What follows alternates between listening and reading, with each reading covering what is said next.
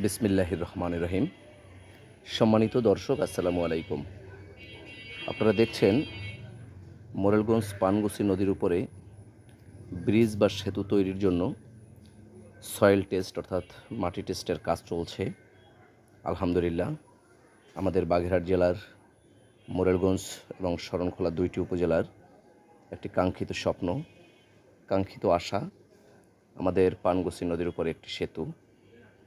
এই সেতুটি না থাকার জন্য আমাদের মোরেলগঞ্জ এবং শরণখোলা দুই উপজেলাবাসীকে প্রচুর পরিমাণে ভোগান্তির শিকার হতে হয়।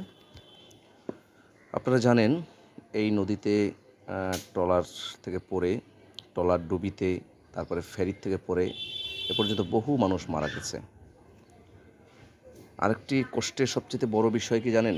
আপনি ঢাকা থেকে আসবেন, চট্টগ্রাম থেকে আসবেন, সেই কুষ্টিয়া থেকে, পাবনা থেকে, ঈশ্বরদী থেকে, রাজশাহী থেকে আসবেন,